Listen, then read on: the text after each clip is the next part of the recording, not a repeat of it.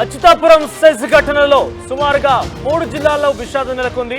ఈ ఘటన కారణంగా 3 జిల్లాల్లో చాలా వరకు కూడా విషాదం నెలకొందని చెప్పొచ్చు. ఎందుకంటే ఈ ప్రమాదంలో చనిపోయినటువంటి వారు ఉమ్మడి తూర్పుగోదావరి జిల్లాకు చెందిన వారు 4 ఉన్నారు.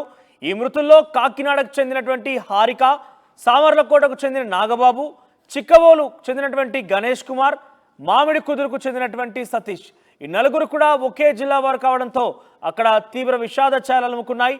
అయితే సెజ్లో కంపెనీలో ప్రొడక్షన్ విభాగంలో సీనియర్ ఎగ్జిక్యూటివ్గా పనిచేస్తున్నారు సతీష్. 5 ఏళ్ల కిందటే ఉద్యోగంలో చేరాడు.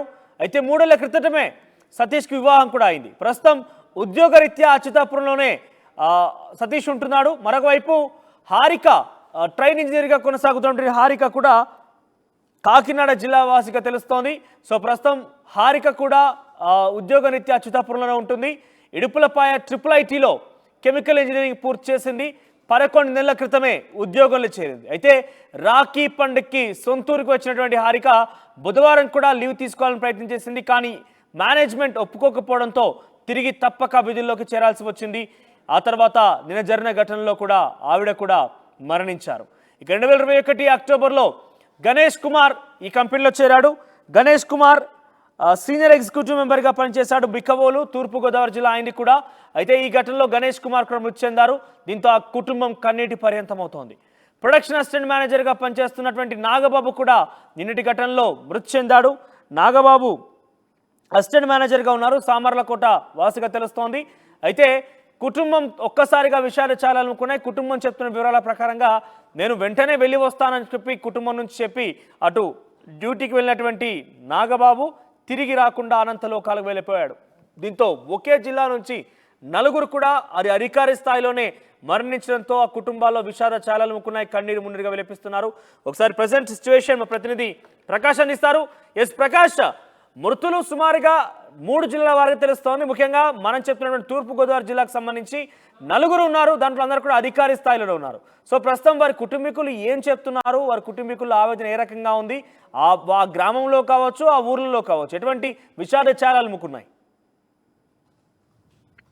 మనోజ్, ఏదైతే ఫార్మా కంపెనీ జరిగినటువంటి పేలుడు ఘటనలో ఉమ్మడి తూర్పుగోదావరి జిల్లాకు సంబంధించినటువంటి బాధితులు అయితే 4 ఉన్నారని చెప్పాలి. 4 అయితే ప్రధానంగా వాళ్ళంతా కూడా ఉమ్మడి తూర్పుగోదావరి జిల్లాకు సంబంధించినటువంటి మన ప్రధానంగా కాకినాడ జిల్లాకు చెందినటువంటి కాకినాడ రూరల్ సంబంధించినటువంటి మహిళ ఎవరైతే చల్లపల్లి హారిక. ఇటీవల కూడా హారిక ఇక్కడ రావడం జరిగింది. అలాగే మన ప్రధానంగా చూసుకుంటే మొన్న రాఖీ పండుగ కూడా హారిక ఇంటికి రావడం, సరదాగా కుటుంబ సభ్యులతో గడిపి మళ్ళీ తిరిగి వెళ్ళిన పరిస్థితి ఉంది. ఈ నేపథ్యంలో ఈ ఘటన జరగడంతో మొత్తం కుటుంబం అంతా కూడా శోక సముద్రంలో మునిగిపోయిన పరిస్థితి ఓ పక్క కనబడుతుంది. మనం ముఖ్యంగా మళ్ళీ అదే కాకినాడ జిల్లాకు సంబంధించినటువంటి సోమలకోటకు చెందినటువంటి మొండి నాగబాబు కూడా ఇదే పరిస్థితి. మొండి నాగబాబు మనకు ప్రధానంగా సోమలకోట గాంధీనగర్ వాసి. గాంధీనగరంలో వాటర్ ట్యాంక్ వద్ద తమ కుటుంబం అయితే నివాసం ఉంటారు. అలాగే తండ్రి 5 రోజులు మనకు ప్రధానంగా చూస్తూ 5 నెలల క్రితమే తన ఎవరైతే ఉన్నారో నాగబాబు తండ్రి కూడా 5 నెలల క్రితం కూడా మరణించినటువంటి పరిస్థితి. అలాగే నాగబాబుకి అలాగే 2 పిల్లలు కూడా ఉన్నారు. ఈ నేపథ్యంలో ఈ సంఘటనలో కూడా నాగబాబు కుటుంబ సభ్యులు మొత్తం ఈ కన్నీరు మున్నీరుగా విలపిస్తున్నారు. ఈ యొక్క సోమలకోటలో కూడా విషాద ఛాయలు అలుముకున్నాయి మనం ప్రధానంగా చెప్పొచ్చు. మరొక ఘటన చూసుకుంటే అంబేద్కర్ కోనసీమ జిల్లా పీగన్నవరం నియోజకవర్గం చెందిన మామిడి కుదురు మండలం పాసలపూడికి చెందినటువంటి మనకి మారిశెట్టి సతీష్ కూడా ఆయన ఇదే కంపెనీలో పనిచేస్తున్నారు. ఈ యొక్క ఘటనలో కూడా తాను కూడా మృతి చెందినటువంటి పరిస్థితి ఉంది. ఈ నేపథ్యంలో మొత్తం ఈ యొక్క ఎవరైతే మనకి ప్రధానంగా చూసుకుంటే సతీష్కి సంబంధించిన కుటుంబ సభ్యులు అలాగే 4 సంవత్సరాల క్రితం నుంచి కూడా ఫార్మా కంపెనీలోనే పనిచేస్తున్నారు. కానీ 3 సంవత్సరాల క్రితం సాయిశ్రీతో సతీష్ అయితే 3 సంవత్సరాల క్రితం వివాహం అయింది. తన తండ్రి కొబ్బరి పీచుల వ్యాపారం కూడా చేస్తుంటారు సతీష్ తండ్రి. ఈ విధంగా తనకు సంబంధించినటువంటి ఈ యొక్క కుటుంబ సభ్యులు కూడా కన్నీరు మున్నీరుగా విలపిస్తున్నారు. కోనసీమ జిల్లాలో కూడా విషాద ఛాయములు అయితే అక్కడ జరిగినటువంటి ఘటనతో మనకు ప్రధానంగా ఇక్కడ కనపడుతున్నాయి మనకి చెప్పవచ్చు. మరొక సంగతి చూసుకుంటే తూర్పుగోదావరి జిల్లా బిక్కవోలు ఏదైతే అనపర్తి నియోజకవర్గం చెందినటువంటి మరొక వ్యక్తి కొప్పర్తి గణేష్ కుమార్. ఇతను కూడా ఫార్మా కంపెనీలోనే పనిచేస్తున్నారు.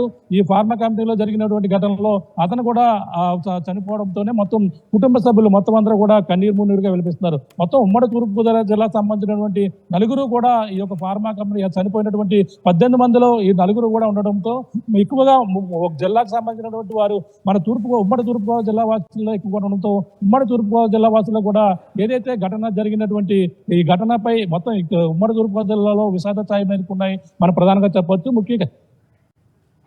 ముఖ్యంగా కాకినాడ జిల్లాకు సంబంధించినటువంటి హారిక ఇటీవలే రావడం అన్నయ్యతో సరదాగా గడిపి వెళ్ళినటువంటి పరిస్థితి ఉంది.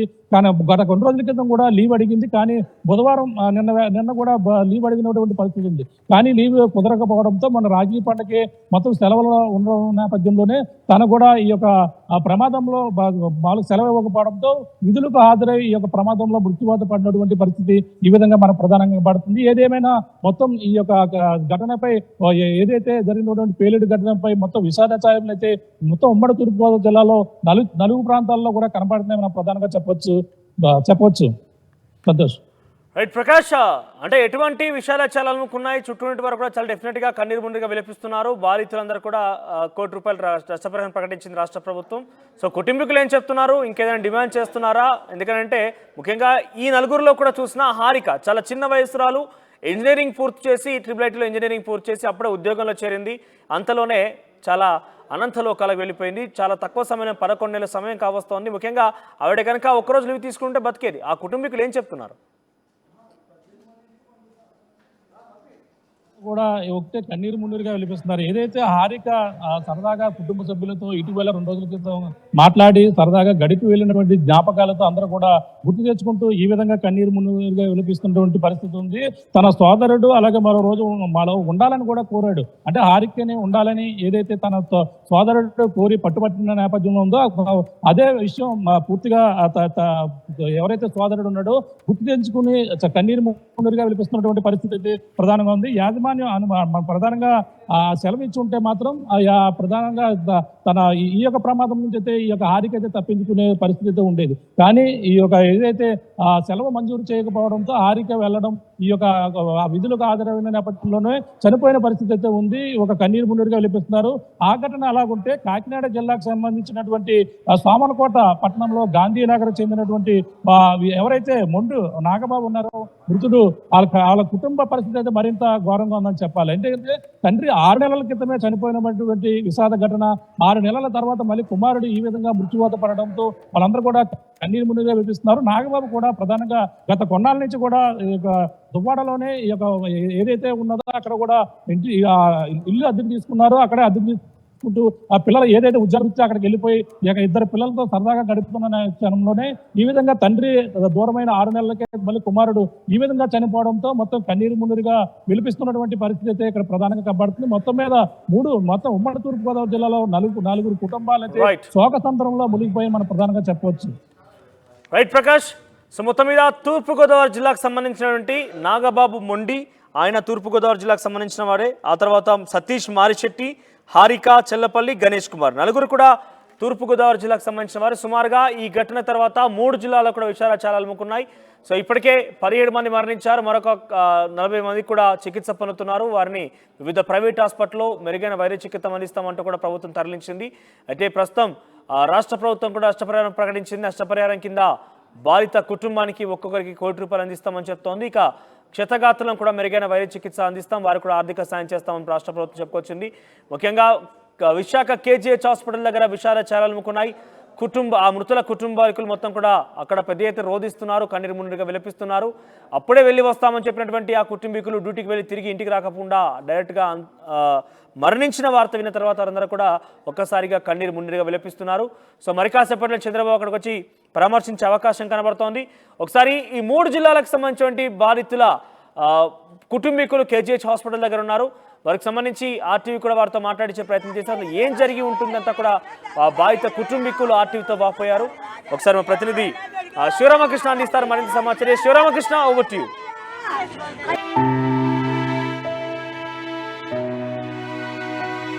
అడల్లా అడిగితే ఏమని చెప్పాలి?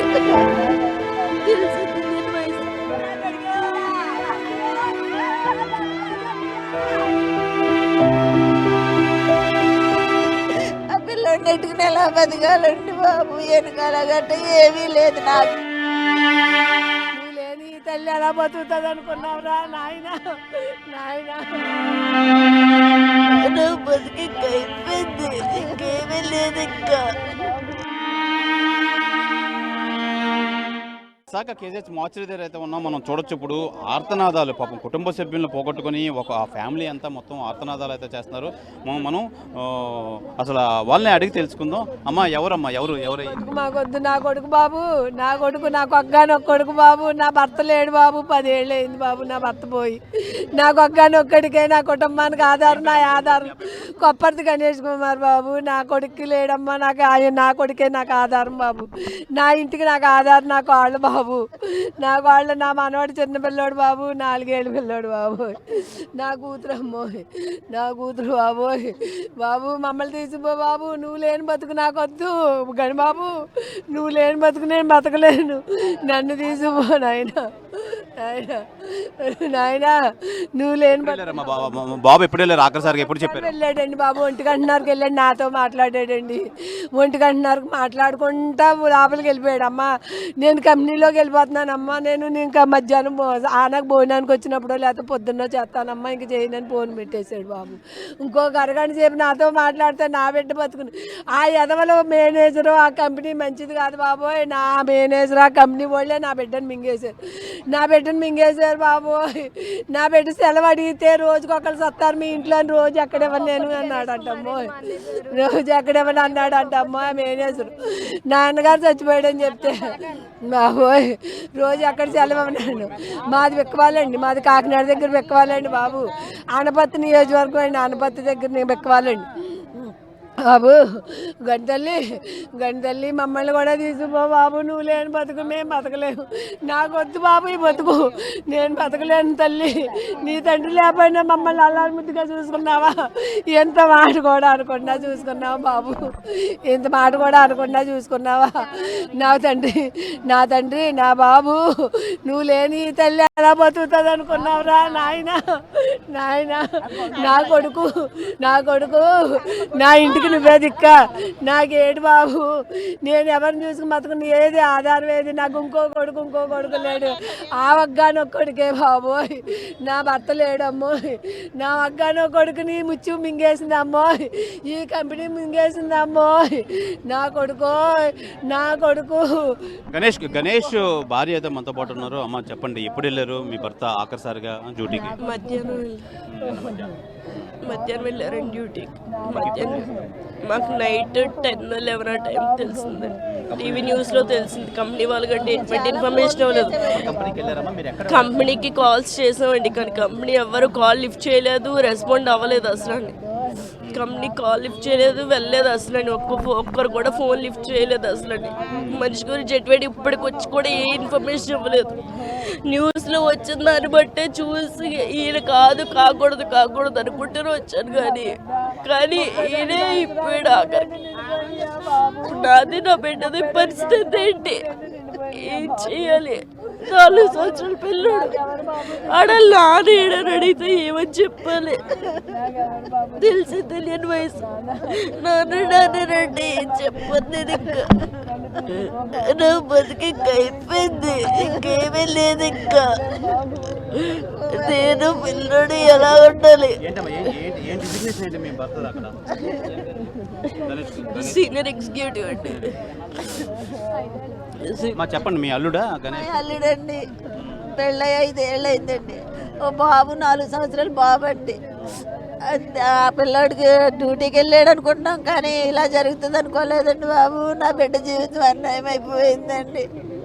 ఆ పిల్లోడిని ఎట్టుకుని ఎలా బతకాలండి బాబు? వెనకాల గట్ట ఏమీ లేదు. నాకు 2 ఆడపిల్ల, ఈ పిల్ల పెద్దది. గాజువాకులు అంటండి, మాది రాజమండ్రి అండి. వాళ్ళతమ్మ బిక్కోలండి అత్తూరు, మాది రాజమండ్రి అండి. ఇంకో పాప కూడా ఉందండి. ఈ పాప పెళ్లి చేసాం కదా అనుకున్నాం, మళ్ళీ పాపని తీసుకుని ఇంట్లో పెట్టుకుని ఆ పిల్లకి పెళ్లి చేయాలండి. మా కర్మ కాలిపోయిందండి, జీవితం నాశనం అయిపోయిందండి. నా కూతురు జీవితం 28 ఏళ్ళు పిల్లకే, అప్పుడు అన్నీ అయిపోయినాయండి. నా కూతురికి చిన్న పిల్లాడు, ఆ పిల్లడు భవిష్యత్తు ఏంటో కూడా తెలియదండి. ఇది ఈ గణేష్ కుమార్ అనేది అసిస్టెంట్ ఎగ్జిక్యూటివ్గా పనిచేస్తున్నారు. అయితే నిన్న చివరిసారిగా అయితే డ్యూటీకి వెళ్ళి వస్తానని చెప్పారు. అయితే ఆ తల్లికి అయితే కూడా మధ్యాహ్నం లంచ్ అవర్కి అయితే వచ్చినప్పుడు అయితే కాల్ చేస్తానని చెప్పి ఎంతో భరోసా ఇచ్చారు. అలాంటి సాయంత్రం అయ్యేసరికి అసలు ఈ విస్ఫోటం జరిగింది. విస్ఫోటంలో ప్రాణాలు అయితే కోల్పోయాడు. మాకు ఎవరు దిక్కు, మా ఆయన లేనప్పుడు ఇంక మేమందరం ఉన్నా లేకపోయినా ఒకటే అని చెప్పి ఆ తల్లి ఆర్తనాదాలు, పక్కన చెల్లి ఈ బాధలు, భార్య బాధలు చూస్తుంటే నిజంగా కన్నీరు మున్నీరు అవుతున్నారు. మొత్తం అంతా కుటుంబ సభ్యులకు సంబంధించి, ఆ గణేష్ కుటుంబ సభ్యులకు సంబంధించి కన్నీరు మున్నీరు అవుతున్నారు. ఏదేమైనా ఇది చాలా మంచి పని కాదు. భగవంతుడు మాకు ఎందుకు ఇలా చేశాడు అని చెప్పి చాలా బాధపడుతున్నారు. ఏదేమైనా అతి తొందరగా ఈ శవ పంచనామా పూర్తి చేసి డెడ్ బాడీ ఇస్తే మేము మా ఊరు వెళ్ళి మేము తదుపరి కార్యక్రమాలు అయితే చేసుకుంటాం. ఇక్కడ ఎవరు రెస్పాండ్ అవ్వట్లేదు.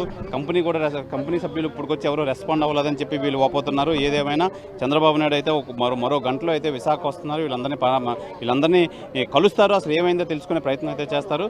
అయితే చంద్రబాబు నాయుడు కోసం వీళ్ళంతా చూస్తున్నారు. ఇది ఇక్కడ తాజా పరిస్థితి. కెమెరామెన్ రమణ కుమార్తో శివరామకృష్ణ టీవీ, విశాఖ కేజీహెచ్ మాతృవతని.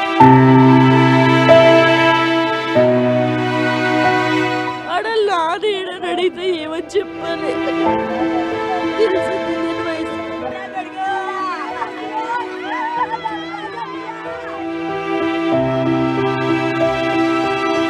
ఆ పిల్లోడిని ఎట్టుకుని ఎలా బతకాలండి బాబు? వెనకాల గట్ట ఏమీ లేదు నాకు. నువ్వు లేని ఈ తల్లి ఎలా బతుకుతుంది అనుకున్నావురా నాయన? బతికి అయిపోయింది, ఇంకేమీ లేదు ఇంకా.